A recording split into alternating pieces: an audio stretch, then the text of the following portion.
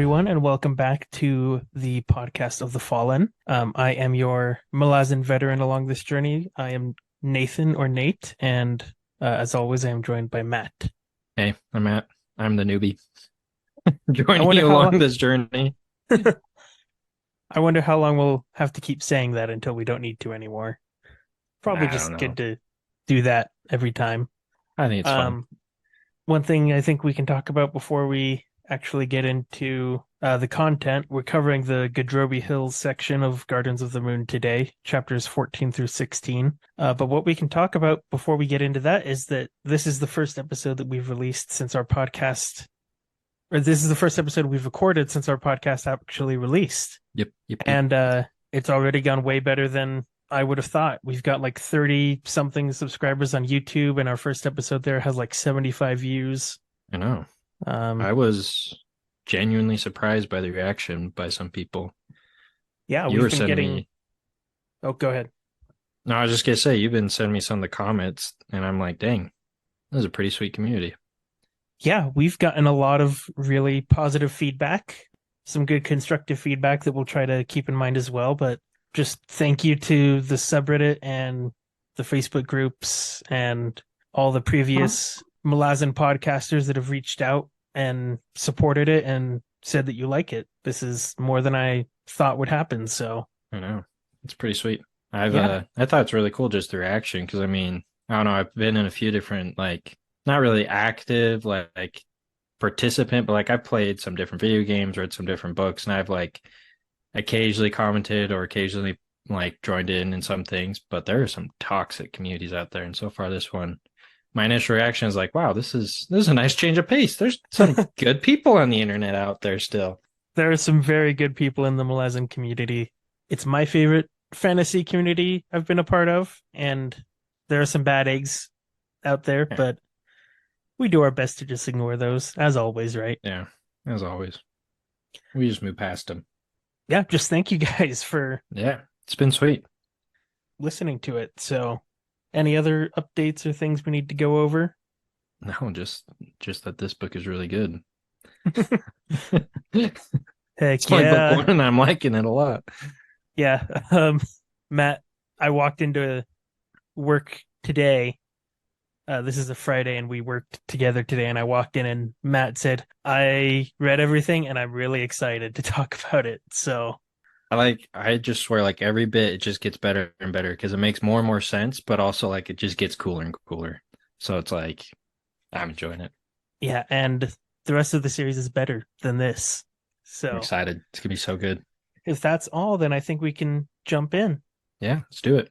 Okay, chapter 14. Lorne and Tool walk through the Gadrobi Hills. Lorne asks about the Jagged Tyrant, and Tool says that it is powerful enough to destroy and enslave the entire continent.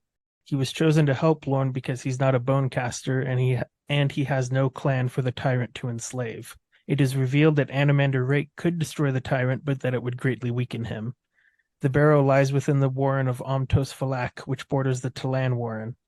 We also learn that the Tystandi came to the world from their warren of Kurald Galain. When their goddess of darkness sought something outside herself and birthed light, her children rejected her. Some of the Tystandi have embraced another warren, Starvald Demolain, which is the home of dragons. Krupp, Cole, Murillo, and Crocus ride out of Darudistan towards the Gadrobi Hills. There's back and forth banter between the friends, including Krupp cheaping out on mules instead of horses to steal 11 silvers from Baruch, and Krupp insulting Cole's intelligence. Crocus perceives that they are searching for a rumor, and Sorry follows them through the Shadow Warren. Lorne and Tool reach the side of the barrow, which is marked by a 10-inch nub of stone. Lorne realizes how insane releasing the tyrant is and finds the remains of the Eyemass when she explores the hills around her. She begins to weep as she realizes the depths of the Eyemass and Jagut wars and that humans have inherited many of those qualities. Talk and Paran come across a trail of dead ravens, whose entrails have been roasted from the inside out. Paran is dead set on vengeance and won't let anything deter him. Talk is seeing images flash in his destroyed eye and sees a small shape moving incredibly fast. He warns Paran that there may be an ambush coming. I think definitely the least happens in this chapter out of the ones that we've got today. I mean, it's only like 11 pages. It's nothing. That's lightweight. That's lightweight. I honestly think that this might be the shortest chapter in the entire series. Really? Because I mean, it still feels fairly long. It can't be 11 pages, can it? No, it's chapter Okay. 15. 13. So it Oh, goes from wait. page 417 to 430. Oh, geez. I was looking at chapter 15 for a moment. I was like, wait. Oh, no, that is a really short chapter. Yeah. Yeah. So first we get Lorne and Tool walking Such through an the interesting hills. combo. Yeah, right. This 20 something girl has Yeah. been, Oh, no, go ahead.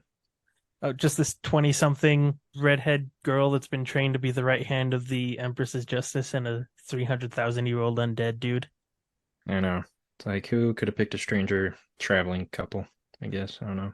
I thought this scene was pretty cool, though, because, like, it brought in more of the lore of the story.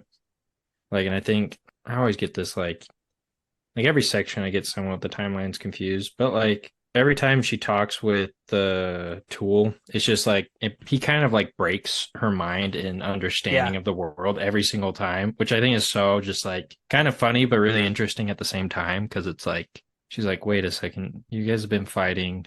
Because I think at one point she's like, they committed a genocide, but we as humans have just been killing ourselves. Like they killed off like another race, like another species, I guess. And she's like, we've just been infighting amongst ourselves this entire time, us as humans, which I think is an interesting thought. yeah. She has the thought. I think it's something along the lines of humans haven't climbed since the time of the eye mask. They've spiraled downward.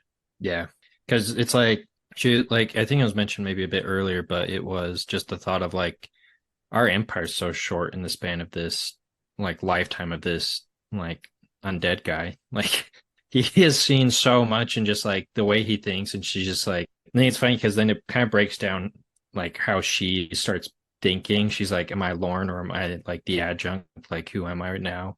Like how do I view the world, I guess?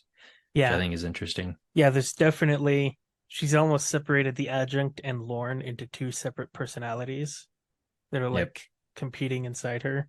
And I get how she feels with Tool because she's since passed, but my great grandma was alive until I was 22, and she was lucid until the very last year of her life. She was completely functional and lucid, and talking to her sometimes about life, I would get my brain broken a little bit. So then imagine, and she was like 92. Imagine talking to some 300,000-year-old being that's probably Oh, I seen know. everything. Yeah, and it's like because I like thinking back to that as well. Like my great grandma and grandpa, like I knew both of them. They passed a few years ago, but it's like I was like 16, 15, 16, kind of within that age range. But still, yeah, like talking to them, you're just like, wow, you've like like you were like in like just a completely different era, completely different way of life. And so like it's kind of the same thing, but imagine 300,000 years. Like for us, that's like we don't even like the historical records don't even go nearly back that far. Like Yeah. it's like us living to 300,000 years and seeing where humanity is. I don't know. It's just kind of crazy to think about. Yeah. I'm not even sure if modern humans existed 300,000 years ago. Yeah, I don't know. I swear science changes it every other day. Like, wait, we found something new. Yep. Yeah, it's almost like Lauren finding out something from Tool. Wait, there's something more? I know. Because like in Uh this scene, I really liked sorry, but I was just like I made a note of this because I thought it was just so cool. Because he explains the Tistandi yeah. and like their history. And I'm like, oh my gosh, this is just like one of the coolest bits of like just like lore of the world in a sense. Yeah, that they're not of the actual Malazan world, but came their Warren Curled Ghislaine is where they used to live. Which is interesting because it's like he mentions the sword Dragnipur Yeah. and he's like, it was before like this world even existed. Like it's an ancient relic and it's just like a power. Because then he talks about like the Warrens of like, well, they fled this one Warren to this other Warren and it's the home of the dragons. It's like, what? That's Yeah. so cool. So they didn't flee to Starville Or they Demolain is the Warren of moved. Dragons. Yeah. Yeah, so they fled from Curled Ghislaine, their Warren of Darkness, to the Malazan world. And then some of them have just embraced the Warren of Starville Demolain, which is the home of dragons. So they never actually were physically there. But But that's just they that's just just went to something that in a they've done. sense. Yeah. Yeah. Okay, that makes a bit more sense. But still, it's like those are pretty cool people. Like they went from one powerful war and they're just like, we don't like what you have done, so we're gonna leave. And then they're like, just start. interacting with this other really powerful warren, which is of dragons, which I mean, Hmm. I don't know. Most things I know about fantasy, dragons are usually like the alpha species. So it's pretty cool. What do you think of Lassine's plan to release the tyrant in the hopes that Rake will fight it and then get weak enough that the Malazans can kill him? I don't even know. That's just like it's like a smart plan, but it isn't because it's just like I just imagine like we learned a bit later on like the power of this thing, and like we've already heard like seen glimpses of like the lore of like this tyrant, and it's like that's like two atomic bombs colliding together, I feel like. Yeah, I was going to say it feels almost like I don't know if this is a good analogy because I don't know if there's actually a difference between them, but I was going to say it feels Mhm. like setting off an atomic bomb to negate a nuclear bomb. Yeah, something like that, where it's just like yeah, it's just like or it's like just two heavyweights of just whatever just come together, duke it out, and you know one's gonna win because he can win, but then you send in like the third best guy to come in to clean it up Yeah, because the to sucker punch the guy that wins in the face and knock him out after the fight's over. I think like it's a smart plan, I guess. Like if you're looking for world domination, like pit your enemies against each other, especially if like you can like do that. That's like, I mean, it makes sense, but I'm like, that's just gonna cause a whole lot of. I feel like that's just like setting a fire and just hoping it stays where it should, but it turns into Yeah. a big wildfire and it's just not gonna go well. I mean, I'm not going to say anything about where it goes. It's just it's a stupid it's smart, but it's also just so idiotic. Oh, it yeah. It's one of those you're like, that's a good idea, but like if you can't contain it, like and you don't have a great chance of that already, like it's it's not good. Yeah, Yeah. especially when you're releasing it so close to a city that you want to control. And Tool That's says that sitting this that's like tyrant sitting can, on gas, yeah, and Tool says that this tyrant could enslave the entire continent. which is like blows my mind, like that type of stuff. But it's like you have this city that's literally just sitting on gas that they use, like they have pipes and everything. It's like, yeah, let's set off all this stuff right where a potential big bomb could be. Yeah, It's like I don't know too much about magic and anything, but from the first fight we saw of taking Pale, there's a lot of fire. So I assume there could be more fire, and that could cause a lot of issues. I mean, there probably still will be a lot of fire, but one of the reasons there was so much fire at Pale is because one of the high mages that dies like right away is a high mage of the Fire Warren. Oh, that makes sense. But yes, probably still not good to ignite a ton of magic around an entire city built on gas chambers. It's just not going to go well. Let's see. Did you have anything else about that section? No, just that's so cool. It is very cool. Based on the episodes we've recorded so far, I think I'm able to tell now. And when I'm reading, I'm like, Matt is gonna love this. I just like there's the cool history, like I said before in the last one. I just think that's always so cool. So for me, like I read stuff like that, I'm like, oh, this is good. Yep. Like just such good world building. We're good to move on from there. We can move to just the Yeah, super quick scene of Krupp, Cole, Murillo, and Crocus are riding out yeah, of the city. yeah. I mean, not much happens except they're just trotting along. I did have one Krupp line that I needed to point out. So Cole says to Crocus that you and Ralek share a lot more than you think, and that's why you're the most qualified man here. Barring the necessary brains, of course, Krupp said, which is my true skill, the one such as Cole would never understand such abilities, alien as they are to him. Rip is so good. Yeah, pretty much every scene that Krupp is in, I either laughing or like just smiling to myself because even just in Guardians of the Moon, he's one of the best like written dialogue characters I've ever seen. I thought like continuing with Krupp a little bit. I thought this was like on I think it was 423. I just thought it was funny because he's like making fun of Call, where he's just like a sponge, squeezed beneath the burden of farmer. See the man Yeah. down our precious water. See it immediately reappear salty and grimy on his weathered skin. Yep. He's just like he is wasting our resources. Well, Krupp is the fat guy, right? He needs all of that. I know. He's the plump guy with no humility. I don't know if you ever read or seen an adaptation of the Three Musketeers? I think I saw like the Disney one when I was a kid, like the Yeah, Mickey, Goofy, and Donald. that's pretty much all I've seen. I need to read the Three Musketeers because of just how classic it is, but I I know. learned listening to an episode this week with AP Canavan on his Critical Dragon channel with Steven Erickson that Murillo, Cole, and Rallick are meant to like they're inspired a lot by the Three Musketeers. Oh, pretty cool. So I I would know never I, have I'm a, guessed that. I'm uncultured swine for never reading or watching an adaptation of it, but that's just a fun I f- fact.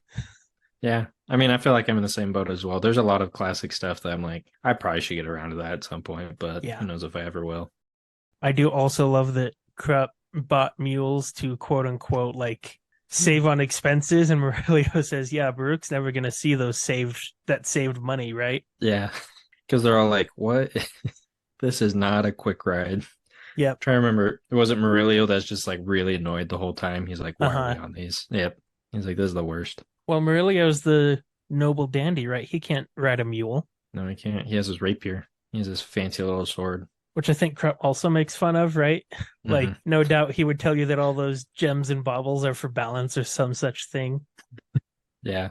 He And it just, just makes, yeah. yeah, he manages to roast everyone except Crocus, I think. I think he kind of, well, is it Krupp? No, I don't remember. One of them was like looking out for Crocus, like talking to his uncle, like he needs to leave thievery or something. Oh, Can't remember who. Was it Murillo? yeah, Murillo and Rallick had a conversation about it. I think so. So I thought it was Krupp for a minute, and I was like, wait, that doesn't make sense. Krupp wouldn't be like that. Yeah, no, Krupp is the one that taught Crocus everything he knows about thieving. Yeah, Krupp is like the bad influence uncle kind of guy. I mean, I think all of them except for his actual Uncle Mamet are kind of bad influences. That's true. They hang out the Phoenix Inn. One's a A lot of, thief, one is a drunkard, one's an assassin, and the other is a dandy that sleeps around with all the married women in the city. so it's a great crowd to hang around, I hear. Yeah, I mean, they all seem like okay people. Yeah, they're doing well. They got some sweet mules riding in style. Yep. I don't really have anything else about it's just a super quick scene to show I the know. dynamics between them and stuff like that. So What's the next scene? Lorne and Tool reach the barrow site. There's like a 10-inch thing of Yep. stone sticking out of the ground. I think this is when Lorne actually thinks about how crazy the plan to release the tyrant is, and she just realizes how deep the IMAS and Jagut like wars must go, and the hatred there and everything, and just kind of has a moment where she cries a little bit. I know. She's just like, oh geez, what are we doing? Because it's she's just like is realizing like we how insignificant everything is. Like reminds me of like the book. It was like a book or an audiobook. It was a Neil deGrasse Tyson book, but he's just like he talks about like space and astrophysics and stuff, and it's just like when you study this and you just constantly see like how big everything is, you kind of realize how small you are and how insignificant some things really are. Yeah, It reminds me of some guy that would talk about. He's like, "Will this matter in 1,000 years? If not, why am I worrying about it?" Like with like some big things or like different small things, I guess, in his life. So I was like, kind of relates to that, where it's just like she's like, "Wait, what are we doing?" yeah, she's having. I was about to say a bit of, but I think it's she's having quite a large existential crisis Yeah, and questioning her loyalty to the empire and all of that. yeah. I mean, she's 20 years old, and like all she's been through, it's like it's the first time I think she's starting to realize some things. Yeah, I mean, so she was probably like 13 or 14 when her entire neighborhood burned down, and she was taken Yeah, for claw training, and then she was put through brutal like martial training and stuff. And someone like that probably doesn't have a great emotional range. I know, because it's like all you're thinking about is so short term of like, I just need to get through this next day. I need to get through this next thing. And you're out there dealing with this entity that's been around for just longer than you can even imagine. Yeah. You're just like, wait a second. There's more to than just tomorrow, I guess. I don't know. Yeah, I wonder how fast days, like a day, goes by for Tool. I don't know, because you see him like she mentions that he just like will stand there, like on watch, Yeah, like just still. I'm like, and I always think of that. I'm like, that must be so boring. But then I forget it's like he's 300,000 years old. That's probably like by patience and waiting is like not much for him. yeah, and when he's undead, and so he doesn't have to deal with like itches or bugs landing on him or Hmm. having to blink or drink or I know. Like that's a whole new mindset that you can adopt, which is kind of cool to think about. Yeah, it's always wild to me when there's beings, even like 5,000 years old in fantasy books. It's like, You know. because as we get older, like a year for me goes by way faster than it did when I was like 6. Yep.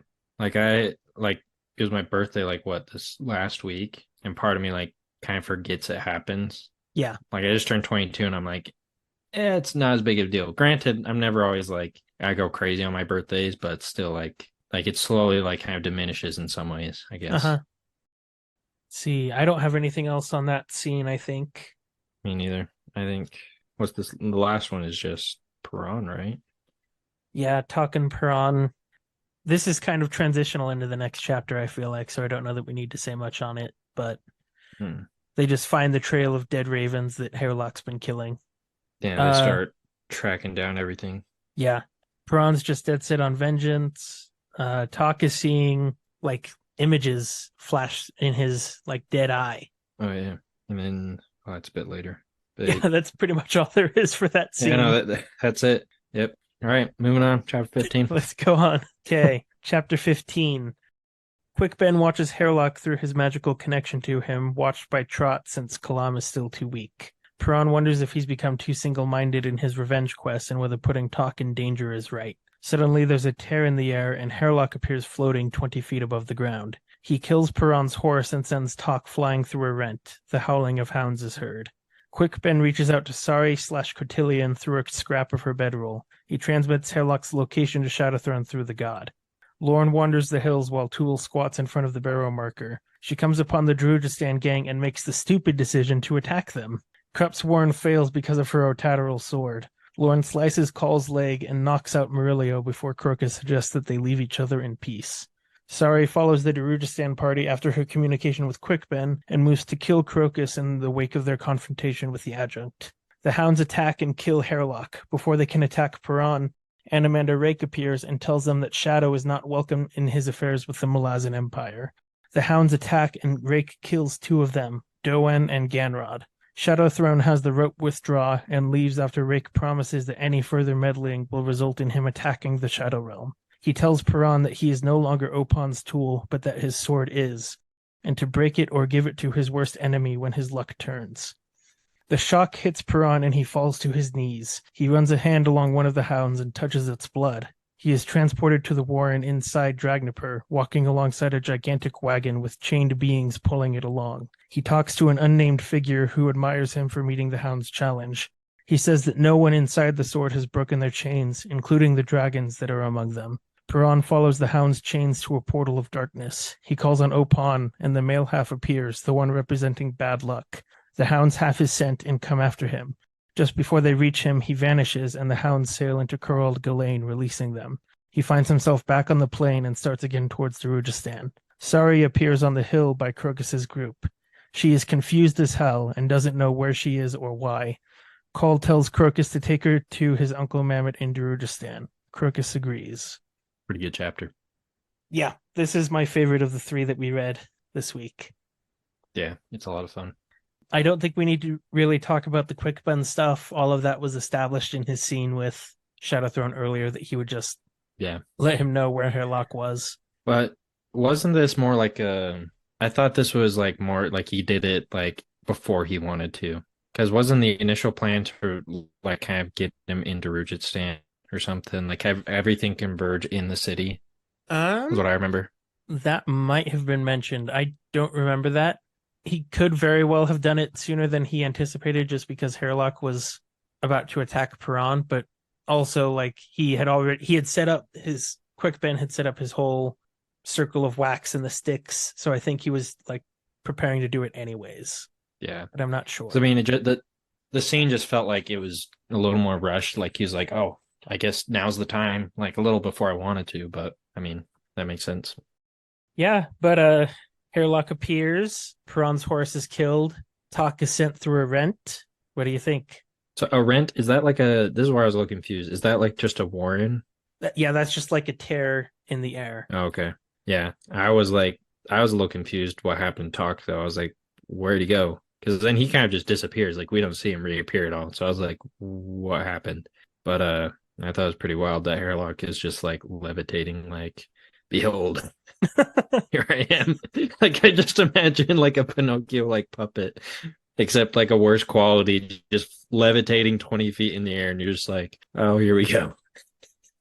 What this is so what I imagine when I see Hairlock in my brain without like the cute buttons and stuff, but I imagine basically just like the gingerbread man from Shrek made out of wood.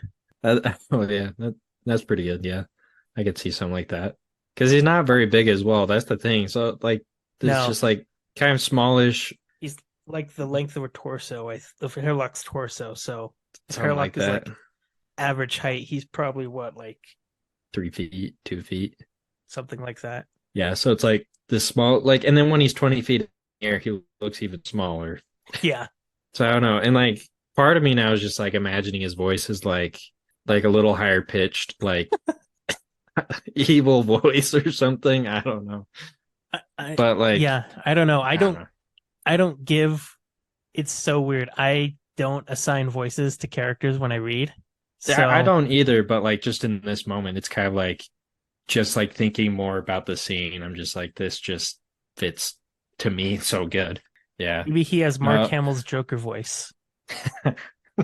Yeah, maybe. Because not but then I feel bad. I mean, the horse dies. Why does the horse always have to die? I mean, it's a great way to stop someone on horseback. Yeah, I guess that's true, but still, it's like, come on. You had to take out the horse. But then Tox horse doesn't die. Oh, that's true. Well, they have a whole pack of horses, but still. It's True. like, Yeah. yeah. No, I thought it was kind of crazy. Like if this one felt a bit more like kind of popped out of nowhere, And I think it's meant like this to. encounter. But I think it's interesting how much Piranha's just like, yeah, bring it. Come on, wizard. I'll take you. Yeah. And that's oh wait, is that a bit yeah, that's a bit later. But we can kind of jump there if we want. They hear the hounds and then later or the next scene that we see them, Harlock starts trying to like plead for his life with Piran, like throw me into Yeah. the warren and I'll save you. And Piran just stands there with his arms folded. It's like, nope. Sight. Yeah, no, that's a little bit later because right before that, it's the adjunct scene, right, where she attacks him. Yeah, it's so dumb that she I don't know. attacked them. Like, I remember reading this. I was like, did they provoke her? Like, what was she No, doing? I was no, like, they so didn't. She's just like so on edge that she just attacked them. She saw a dude in armor and another guy with a sword and just went for it. yeah, because I like I remember reading it. I got to the end. I was just like, what was she, why? What's going on? Well, even after it, right after it happens, Lauren's like, "That was dumb. Why did I do I don't that?" know. It's like, come on, Lauren. You had one job. Just relax, take a breather. But no, And I try love and the image of Krupp tries to reach for a Warren and he can't because of the sword, and he like rolls over backwards off the horse. and then the dude in the armor just like completely is just like I don't even know what to say, but just like beat up just by the one slice. Yeah, I mean, if you get sliced in your thigh, there's some pretty big blood vessels there. Yeah, but still, I mean, it's like like this guy in the armor kind of. I imagine he thinks he's a bit tough from like what we've seen, and he's the first one down, essentially. Yeah, Because then she goes to fight Murillo, and she's like, well, "Let's see what the sword can do." After Krupp makes fun of it, so I'm not expecting much to be honest. But he like starts parrying and stuff. She's like, "Oh dang!" And then she gets stabbed, and she's like, "Oh, this isn't good." and then she just swings the flat of the blade into his forehead. And knocks him out cold. Uh, It's like a one of those Tom and Jerry things where they just run into the shovel. you know, just like it has like the big lump coming out of his head now. Falls off the horse. But no, Crocus, I was impressed. Like he was just like very level headed, I feel like, more or less, Yeah. just like, hey, let's we're gonna have to do this. And she's like, yeah, no, this is dumb. I'm gonna leave. Uh-huh.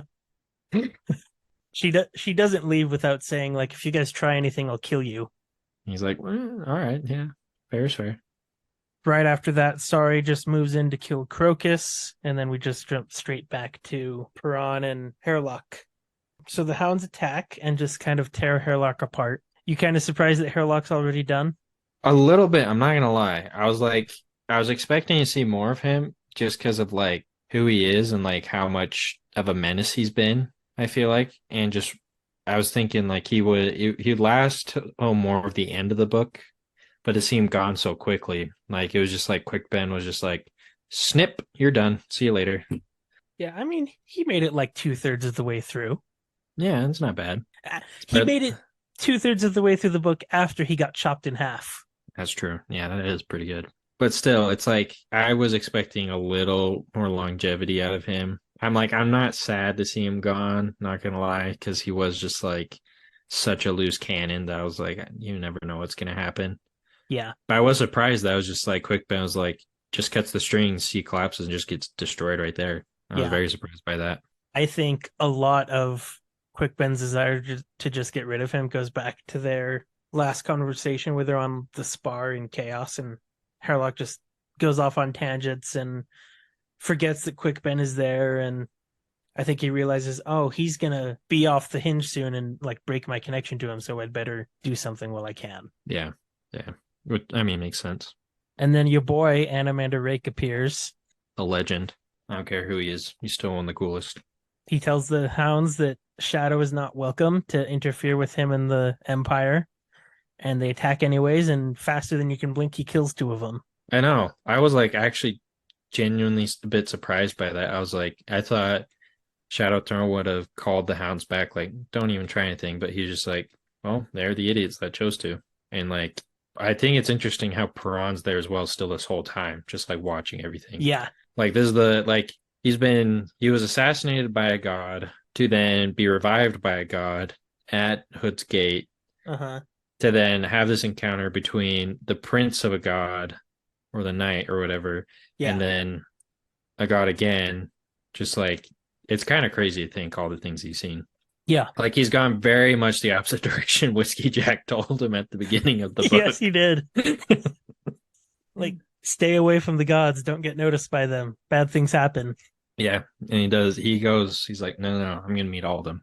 Well, He's like, I'm gonna see all their affairs. he hasn't chosen any of it though. Like, Mm-mm. he's tried to do what Whiskey Jack tells him, and he got chosen by Opon without his Yep. knowledge, and then he stabbed a hound, which I guess was his choice, but Yeah, he did it to save Tattersail. So which was I don't know. That was interesting. But like, yeah, I thought it was kind of crazy though how Animander Rake just kind of popped out of nowhere to be like, stop what you're doing. Because I mean, mhm. it's like, like Airlock wasn't really an issue for him. I don't think so. That's why I think I was a bit surprised because it's like he just comes out and then not only that, just kills the hound so quickly. I was like, I thought there would have been more of a fight, but I guess not. Yeah, and if you remember earlier in the book, Tattersail kind of can't believe it. Like, you hurt a Hound of Shadow? How did you do that? They're like so powerful. And then Rake appears and just dispatches two of them without even trying. Now it shows the level, but as well as sword is just so cool. Mm-hmm. I mean, like, We, it's cooler as you found out this chapter. It's cooler than you even thought from just the first description of it. oh, I know. It's like it's a literal prison, basically. Yeah, It's pretty wild. yeah. Shadow Throne appears and Rake tells him to stay away. And Shadow Throne's like, I'm not involved. Cotillion is. It's like this isn't me. This is my partner in crime. This Okay, is his doing. then tell him to leave. It's like he won't be happy. This is where I was a little bit confused though. Is the hounds, are they their own thing or are they like controlled by Quintillion more or Shadow Throne more? Is it like a 50-50 like control over them? I'm gonna slightly raffo that. Oh, okay. But I will say the hounds. So Shadow Throne is the king of House Shadow, and the hounds are associated with Shadow. Okay. It's just because the way he makes it sound is like he's like when he's talking to hounds, he's like Cotillion won't be happy with you guys or something. Oh, I So I was think kind of he just might. like, I think he might have been referencing Rake telling him that oh, Cotillion needs to leave. Like, he won't be happy about having to. to stop his thing. Yeah, I guess that makes a bit more sense then. but I would say that it's wrong to say that the hounds are fully under Shadow Throne's control, and I would say that it's wrong to say that they're their completely own thing. If that makes any sense. No, but we'll raffle that. Okay, cool. I mean, eventually it will, but What did you think of Rake telling Peron that he's no longer Opon's tool, but that his sword is? I was kind of a little confused by that because I was like, so he's not, but his sword is. he's the owner of the sword, so doesn't that kind of make him his tool still? I guess I don't know, but I mean, I guess it gives him like a little more agency of some things, which I thought was kind of Yeah. cool. And he tells Perron to either break the sword or give it to his worst enemy when his luck turns. I want to know more about the sword. Was it just like this may be a Raffo thing, but like from the what I know, he got the sword and he called it Chance. Yeah. And so then did Open like then bless it in a way or like make it Open's own sword, or is it like already that? That's my understanding. But if anyone wants to correct us, feel free to send us a message or something. But yeah, that's my Yeah. understanding is that Opon chose him. Okay. Um, and I don't know that Opon has any particular goal with all of these things with like Crocus and stuff. Opon is the god of chance, and so I think they just really like screwing things up for everyone else. They like to make sure that there's still an element of like it's not a surety with everything, I guess. Yeah, I think they like seeing other people's like well laid plans and stuff just ruined. Yeah, it makes sense. Yeah. Kind of like Loki in a sense. Yeah. Right after that, after Rake leaves, as you would expect, Prawn just kind of all of the shock hits him at once. He's like, whoa, what did I just see? Well, yeah, what he just saw is a wooden puppet floating 20 feet above the ground that sent his friend flying through a rent in the air. And then his horse died, and seven hounds tore the wooden puppet apart. And then an immortal Tystandi killed two of the hounds, Weird. and the god of shadow showed up. It's a lot to process right there. Yeah, For ye mortal minds. and he's not done with stuff that he needs to process. I know. Because then he makes the mistake. So Yeah, he touches the hound's blood and he's sucked into the sword. which was so weird. Like, what? How that happened? What do you think of what's It's inside the sword? just so cool. I mean, like, granted, it's like kind of like sad to think like, what's in there, like it's just like an endless prison, I guess. But at the same time, it's kind of cool to be like that's literally just like a portal to Mm-hmm. like a whole nother realm, which is because like what was it? Because Shadowturn was like, "Are they dead?" He's like, "No, yes." He's like, "They're locked away." Yeah, he basically just says, "Yeah, they're beyond your reach." He's like, "Yeah, you're not getting them back," which is crazy because then you see like he chats with the one dude, but it's like he's like, "Yeah, nothing's broken out, even the dragon." So it's like, Mm-hmm. what in the world has he fought and killed with that sword? Is what I want to know because this just seems like endless. Is kind of what it says. Yeah, I can imagine a few clawed there, I guess. yeah. I mean, if you're as old as he's older than Light, right? I guess, yeah. But So, I mean, I guess that ties back to when I was just thinking about this when Baruch was like when he was chatting with Amanda Rake and he's like, I need these two wizards killed. And he's like, I asked him, he's like, asked them, do you want to die by my sword or Rake's sword? And they're like, your sword. yep. And I'm like, and now this makes a lot more sense because I'm like, oh, yep, I would. And if you'll remember, right after that, Baruch looks at Dragniper and he hears like the groans of tortured souls and the Yep. rattle of chains and stuff like that. So, Yeah, that's all coming together now. also, Tool telling Lorne about Dragniper, saying that it's chained to a time before light. Mhm. And then you find out that the chains lead to a portal to Curled Ghislaine, which is the Elder Warren of Darkness. Yeah, which is kind of crazy to think about. Yeah. And Perron uses his sword to call on Opon, and the male half appears, which is bad luck. He's like, "Why'd you call me here?" Yep. Ron's like, "I didn't want you. I want the other one." Yeah, I wanted the one for good luck. Yeah, and I don't know, what did you think of the solution and where the hounds go and all of that? I was reading this part and I was just like, I got a little lost because, from my understanding, he used Open as bait for the hounds to break the chains. Yeah. So they broke through the chains, but then Open disappeared right when that happened, and then Well, they so fled or well, something. so they didn't break. It was fleeing through the portal that broke the chains. Oh, The chains so hadn't broken yet. gotcha. So they had to reach the portal to break the Yeah. chains. And Opon says that he doesn't even know for sure if it would work. Interesting. So then the chain, it's like you can escape it by going through that portal, sort of. Because he looked at those chains and it's like there was no weakness or welding marks. It was like Yeah. it was like machine steel in a sense, is how we would describe it, I guess, or machine Yeah. metal. Yeah, so Perron just kind of holds Opon out as bait for the hounds because they're not on the best terms with Opon because it was their sword that hurt Gear, which is one of them. That makes sense. Yeah. That's why they come to attack him. Yeah. I mean, I would be pretty upset if my Yeah, buddy got hurt by your weapon. So makes sense. But no, because then he gets out of the place and he gets back and the hounds are gone. yeah, the hounds' bodies are gone. So I mean, something worked. We didn't see what happened, but something happened. Yep, and he finds himself on the plane and sets off to find the horses. Keep going to the city. Yep. And Uh, that's the end of it, right? well, we have one more scene of Sari showing up with the Darudistan group. Oh yeah, that was weird.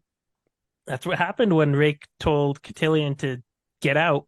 Yeah, because I remember reading that and I was like, because Crocus and them are just sitting there like, she looks confused. I'm like, why would she look confused? It's Cotillion, like the god of like assassins. Like, guy's an animal. Yeah, And it's like, I don't know where I am. And they're like, she's speaking like they like understand each other, but like they can tell like she's not from around here. So I was like, oh, he like left. He like left. He can't possess her anymore. yep, So I was like, he's probably pretty upset about that because he was so close finally to what he wanted to do, and now he yeah, has to right. leave. I don't know. It was kind of sad because like her first thought is having to get twine for her dad. Oh, I know. It's like, uh, Yeah, sorry sorry, about that. you're on a separate continent. You traveled from like Texas to Italy, so you're pretty far away from home. I know. It's like you're not remotely close. You don't speak any of the same languages, not the same customs, nothing. You're possessed by a god. You have no memory because she Yep. doesn't even remember her name, really. I guess. We'll get into that a bit later Oh yeah, in the it's next chapter. chapter 16. Yeah. But yeah, you feel bad for her. I mean, I feel bad for her. Yeah, just another pawn chosen by a god and forced to suffer the consequences. Yep, those darn gods. They're the worst. Guess that's what happens when you're immortal and you see a lot of mortals. You stop Yep. caring. See, I think that's it for that chapter, unless you had any other questions about Dragnapur or anything like that. We get to see more of it, right? We get to see a lot more of it, I hope. Raffo, Ah, bummer. It's not what I wanted to hear. yeah, so I am. Anytime you ask, will we see this person or this thing or will this come back? I'm just gonna not say anything. Bummer. It's the only thing I wanted to know. Did My you really favorite want to part. know? Not really, but yes. Okay. That's the thing with people asking, like, tell me. I'm like, you don't actually want to know. You just want me to tell you Raffo so that your anticipation jumps up. I know. And it's like I want to know, but it's like I'm like I need to know more of the story because learn about it and then I'd be like, I probably don't get it. I probably wouldn't get it as well as much. Yeah, like for this series, I was very lucky I didn't get spoiled on anything except for one thing in the final book. And because of that, I feel like that thing, because I learned it literally like 25 to 50 pages, I was scrolling through the Reddit to remember something and I accidentally scrolled too far. Ah, The wiki, I mean, online. And because of that, I feel like that moment doesn't hit as hard for me as I get it has yeah. for lots of people. So, It's too bad. anyways, I after won't go that, to the wiki then. no, never go to the wiki or the subreddit. Yes, I will be your filter for everything. Chapter 16. Lorne is beset by doubts about her mission after her encounter with the Darudistan group. She makes a poultice for her wound and follows Tool into the barrow. Tool also shares her ambivalence and invites her to accompany him once their mission is finished. Crocus is semi-enjoying riding in the saddle with the girl. She can't remember her name until he says sorry to her. She wants to pick a new name, and Crocus mentions Chalice before quickly saying that she can't be Chalice. He tells her the name of his patron goddess of thieves, Apsalar. She chooses that one and says that she doesn't mind sharing the bedroll with him as long as he doesn't try anything. Krupp and Murillo travel back to Darudistan. Krupp tells Murillo about Opon's influence with Crocus and reveals that he knows of his and Ralek's plan to reinstate Cole to his rightful place, and he approves. They set out to make camp, and Krupp asks Murillo to cook while, quote, Krupp ponders vital thoughts and such. Perron is still traveling to Darudistan, reflecting on the choices, or rather the lack of choices, that led him to this moment. He also thinks about Lorne and how she's only let the Mask of Adjunct slip once at the site of the slaughter at the beginning of the book. Suddenly, he is surrounded by a herd of Badarin as well as Rivi. There's a scuffle in which he knocks out two of them and, by chance, evades serious injury from 5 different lances. He is confronted by a young Rivi girl who is oddly familiar to him. She tells him that they will meet again. As the Rivi leave, he recognizes her as Tattersail. Later in the day, Perron comes across the wounded Cole. Cole offers him food and a camp, and they reveal their pasts to each other, talk about their lives as nobles. That Not, was a pretty good chapter as well. yeah, not a whole ton of action in it compared to the last one, but still pretty No, good. really good. I mean, I'm excited to see the barrow with the Jagoot. Jagoot, right? I finally got Yeah, it right. yes, you did. Too long. Finally got a name right. But no, I'm excited because it like they just start describing how it is and like then they just leave us hanging. Yep. Cliffhangers, the worst. Yeah. Tool says that after this mission, his vows will be he'll have no ties to anything, and he invites Lorne to come with him. Yeah, it's like a weird like rite of passage or like religious. I don't know. It's like just a interesting thing because doesn't he mention as well like your sword will stave off some things, I guess, or something a Yeah, little we'll bit. delay the awakening of it until we're done. Which I'm like, dang, that's a pretty cool sword. Yep. Otaterol is pretty cool. I love magical metals. Well, this is the anti-magical metal. Ah, that's like a weird paradox. Yeah, But yeah. yeah, I haven't really seen anything else in Magic like this that like is I not mean, magic but stops magic. now that you mentioned it, I can't think of too much either that is like that. Like, there's usually like a more powerful magic that like kind of dispels the weaker magic or like light Yeah, versus darkness, but never like a anti magic, I guess. Yeah, yeah, and it's just like an ore. it's pretty Um, cool. yeah, I don't really have anything else to say about that scene. Me neither. Just that I'm excited to see who this Mr. Jagoot is. Yeah, Mr. Jagoot. Mr. Jagoot, the Is it? tyrant. It's the title of a '90s sitcom. Yeah. Mr. Jagoot and his immortal friends. Yep. How do we conquer the world? He gets betrayed. And then after that scene, we get Crocus, and he's being a horny teenager and thinking, like, I kind of like having a girl sitting behind me on the saddle. Yeah. Freaking Crocus. Grow up, man. I mean, he's 17. What else I is he know. going to think about? I know. I just thought it was funny as well because then she like they're just chatting, and she's like, because he's like, or like they're talking about the bedrolls or like sleeping situation. She's Yeah, like, no, I'm fine sharing with you. Just don't try anything. yeah. Just keep your hands to yourself and we'll be fine. You know, I thought that was so funny because I'm like, what is she like 13, 14 at this point? No, 15 or something. I think she's 16. I think Whiskey Or Jack she's says he's 16. 16. Yeah, that sounds right. Because I'm thinking of like at the start of the book, and Oh, it's yeah. been 3 years. Yeah. She wants to pick a new name because she remembers her name is Sorry when Crocus says that, and she doesn't like that, which, I mean, understandable. Yeah. Come on, Killian, why'd you pick Sorry of all names? What a weirdo. Well, I don't think this is ever mentioned straight out, but there's a strongly supported theory that Cotillion picked Sorry as like saying sorry to the girl for what he did to her. Hmm. Feels like a weak theory, but it's all right. I don't know. I don't It's know. kind It's of not fun to bad. think about. Yeah. Or I just think it's more like maybe a bit more comedic, like sorry. Like I don't know. Because Like, like just think yeah. like thinking like their first interaction we see, it's like I feel like that's a bit more like that, like sorry or something. Like Yeah. he's Or an sorry, assassin. not. Yeah, like he's an assassin. Like I can imagine him being like, sorry, stabbed you in the eye. Well, he's, yeah, the god of assassins as well. So, Yeah. So it's like I view it a little more comedic, I guess, but I mean that's not a bad theory. But part of me is just like I don't know if he's that like sentimental. He's the god of assassins. Like yeah, I do like her new name. She just calls herself after the goddess of thievery, Apsalar. And you have no idea how hard it was to I had to consciously think, okay, I can't say Apsalar. I have to call her sorry. oh yeah, I can yeah, no. I didn't even think about that.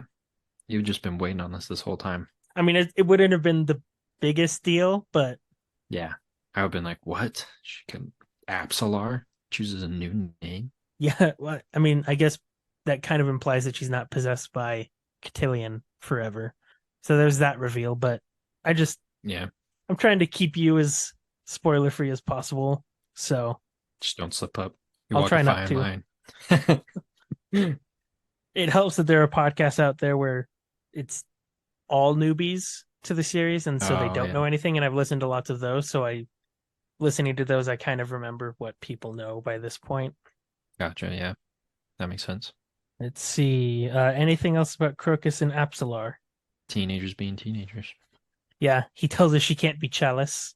She's like, "Do you have a girl name?" And he's like, "Chalice." Oh wait, no, no, no, you can't be. Not that one. I already know one. Is she your girlfriend? No.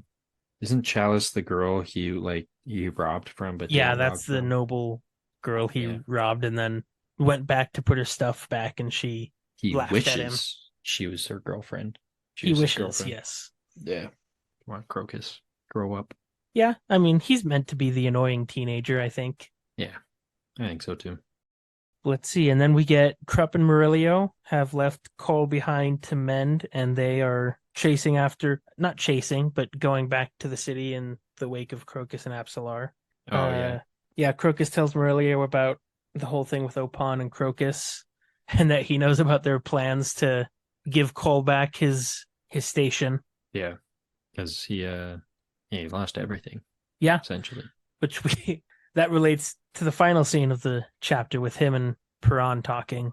Yep. But they go to make camp, and Krupp tells Murillo, "Can you make a fire? And can you also cook?" While Krupp ponders vital thoughts and such. It's so corrupt. And you just do everything for me. Yeah, and Murillo is clearly used to this and just goes, "Fine." Yeah, I mean, why not? I guess. I guess I can. Not Krupp much is there. yeah, he's special. Not much there, but Well, I meant not much there for the scene, not necessarily for Krupp. well, both, yeah. And then, I mean, if you're ready to move on from that scene, Yeah. and then we get Perron surrounded by the Rivi, knocks out a couple of them. I mean, clearly his sword is still connected to Oh Opon yeah. because he catches three lance heads on his sword. It's just wild to me. And Just like another, oh, go ahead. I was just thinking, I'm like, it was just wild to me just trying to imagine that. Like I remember reading this, like what? How is he doing this? Like how does this look? And the sword that hit him in the hip actually just scraped off his sword, or the lance that hit him in the hip just scraped off his sword scabbard. And the one that went into his shoe is on the side of his foot with the blade parallel with his foot, so it didn't cut him at all. And they just all stare at him. Yep. And then the Rivi girl, the like 5-year-old looking Rivi girl appears. Just did And some time it's stuff. yeah, it's Tattersail. What did you think? I was a little confused at first. I was like, little girl. For some reason, I kept thinking it was Sorry for some strange reason for a Okay. brief moment. I was like, how did Sorry get here? And then I was like, oh, wait, this is because I keep thinking Tattersail is like some skeleton still or something. Oh yeah. Like, I like because we haven't seen anything of her so far. And then I was like, wait a second, this is Tattersail from Krupp Stream, Yeah. which that means she went back in time somehow, which is right. Well, so the To be a little girl, or like she now possesses a little girl. I don't know. yeah, well, if you remember, Tattersail's soul was transferred into the child inside the Rivi woman, Hmm. and the Rivi woman was from Krupp's time. That's Yeah. all I'll say. I'll wrap with that. No, I know because I'm just trying to remember the vision. I was like, this was is like ah, it was like out of time, like this timeline. Hmm. Yeah, My only thought is she just like somehow went back in time to be born as this child. yeah. I mean, she's already 5 years old. But it sounds like she knows but doesn't know who she is or something, which Yep. is which is better than being completely dead, I guess. So Yeah. Well, and the old woman that's with her is like, you two don't know each other, and you haven't met, but you have met, and you do know each other. I know that threw me for a loop as well because like it's still at this point in time I still didn't realize it was Tattersall, so I was like I'm so confused. Who's this girl? And like near the end before he says it, I was like, oh wait, it's the witch, it's the mage. Yeah. It was pretty cool though. Like chance, so this is kind of a prediction, I guess, but like it makes sense why Animander Rake was like when your luck turns, give it to your worst enemy. Because like right now he has some pretty good luck with that sword. Yeah. So when Yeah. that turns, you got to get rid of it. Yeah. That part of me wonders, like, what if my luck turns when I'm in the middle of a battlefield and arrows are shooting at me? I That's kind know. of too late to give it to my. Can I just run across no man's land and Just chuck it in the air. throw I my don't now want bad it. luck sword towards the enemy? Take it. Please have it. Gives it to the general, somehow takes it. Huzzah! Gets killed. Well, maybe he throws it to his worst enemy, and because he gave it to his worst enemy, maybe it like just impossibly impales the dude. Oh yeah. Dude had some bad luck. Total theoretical dumb scenario we just made Yeah. up, The possibilities are endless though, with the sort of chance. pretty much. And then we get first off, Piran has to wait over an hour before all of the Bedarin, which you can basically think of them as this world's version of bison. Oh, okay. Yeah, that makes sense. But yeah, he has to wait for over an hour before the herd is gone. That's a while. Pretty cool though. And Think then about he keeps traveling and he comes across Cole. good old Cole. Well, all three of them, right? At the campfire. No, just Cole, because Krupp and Murillo have left. Oh, it's just Cole? Yeah, it was just Cole there. Krupp and Murillo left him back there, and Krupp mentions that there's Malazans and a Toulon IMAS out there, and Murillo calls him crazy for leaving Cole by himself out there with all of that going on. Oh. Because Krupp and Murillo have left where they were to go after Crocus, and they've left Cole there while he like I rests his totally thought leg. they were just kind of like just sitting off to the side, like not really participating. Nope, it's just Piran and Cole here. But anyways, what did you think of their Anyways, conversation? I thought it was interesting. You got to learn a little more about Cole and how he was royalty and lost everything to his crazy ex-wife, who literally somehow stole everything from him, which blows my mind. Yeah. Well, he lost everything to his crazy ex prostitute wife, Yep. who clearly was only doing it to get access to all of his fortune and stuff. He was a gold digger. Yep. How unfortunate. Poor guy. Which I mean, I can understand a noble searching for love if he's forced into an arranged marriage. Yeah. Because oh yeah, because he abandoned the arranged marriage for her Uh-huh. and things did not go as planned. Yep. But what I think is interesting is how Piran and him just start relating like, yeah, nobility sucks, I Yeah. guess, in some aspects. There's like, yeah, it's not as all cracked up to be. Yeah. They I love how Cole is like, you look like a soldier. You look like you've seen some shit. Like, you want to tell me your backstory? If you want to, that's fine. If you don't, that's fine. And Piran's like, yeah, I was a captain. I deserted the army. I did some claw stuff. There you go. And Cole's kind of like, well, now I kind of have to share mine, don't I? He's like, ah, great. He's like, I kind of didn't want you to share your backstory. Cause, well, so Piran then was trained as a claw a bit, right? Yeah. During his time As in the capital, I guess. yeah, as part of that period of training where Lauren said he was going to get posted to different places. That makes sense. Because Lauren also got claw training. Yeah, now I want to know what that all that training is. I imagine it's not great. Yeah, I can't imagine either. Because if you remember a bit earlier in the book when I think it's Kalam and Quick Ben and Whiskey Jack, I think it's Quick Ben and Whiskey Jack are talking about Sorry. Mhm. One of them brings up the possibility that she could be a claw, and someone asks Kalam like, how long do they train them before they're let out? And he shrugs and says like minimum 10 to 15 years, or Yeah, 5 to 10 years maybe, something like something that. like that. So Like it's some long training. yeah, so I guess Lauren could have gotten the full training, but Prawn definitely didn't get the full experience. But Yeah, he got some. Very like the bare essentials of some things. yeah, But I just think it's an interesting conversation. That's like some cool character building. yeah. And Piran is gonna stay there with Cole for another day and ride into Georgistan with him just to learn more about the city and find out some Smart. things. And then I love the very end of the chapter where Cole says, "Go to my stuff. There's a wineskin there from Worrytown, and it's about a week old." And Piran's like, "What does that mean? It's running out of time." I also love how he's like, that's a nice war mule you got there. Yeah. Well, and then Piran later is like, "I think we're just a couple of war mules I know. talking." Because they're not like amazing or like decorated or anything. They're just kind of there as soldiers, military guys. Mm-hmm. what you were saying earlier about Cole acting tough is I think Cole was tough, like used to be tough and good at like martial stuff back in the day, and then he lost everything and just has been a drunk for years. Yeah, he's lost his edge, but it's probably still there. Yeah, that makes sense. And I mean, Lauren is just really, really good too. So Yeah. I mean, you don't have a non-magic sword by chance. Well, I think that's the chapter, right? yeah, that was the shortest time that we've taken, I think, to get through the three chapters. I know. It's impressive. That But was short. yeah, It's amazing, but short. two of the chapters were shorter, I should say. I know. Uh, oh, and then next week we only have two chapters to go over. Oh wait, no, I'm looking in the wrong place. Sorry. So we have Was it 17, City of Blue 18. Fire? Yeah, 17, 18, and 19 next week, and those three take up about 50 pages, it looks like. Oh yeah, like this ending here. I remember looking at the page count and like it was book 3 and 4 were just so long.